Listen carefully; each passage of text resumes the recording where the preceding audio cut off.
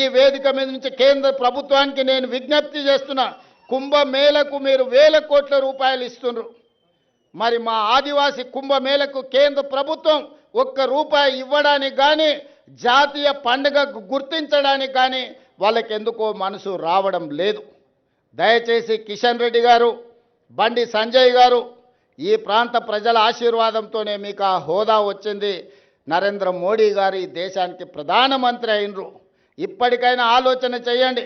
కుంభమేళనే కాదు, ఉత్తరప్రదేశ్లో ఉన్న అయోధ్యనే దేవాలయాలు కాదు, ఈనాడు తెలంగాణ ప్రాంతంలో ములుగు అడవుల్లో ఇక్కడ ఉన్న సమ్మక్క సారలమ్మ కూడా ఒక గొప్ప దేవాలయం, ఒక చరిత్ర ఉన్నది. ఒక పోరాట పటిమతో పౌరుషానికి మారు పేరు, రాచరికం మీద తిరుగుబాటు చేసి జెండా ఎగరేసిన సమ్మక్క సారలమ్మ జాతరకు జాతీయ పండుగ గుర్తింపు రావాలి. దీనికి కోట్ల రూపాయలు కేంద్ర ప్రభుత్వం ఇవ్వాలి. ఇవ్వకపోతే మీ ఇష్టం, నేనేమనను. కానీ సమ్మక్క సారలమ్మ అన్నీ గమనిస్తున్నాయి.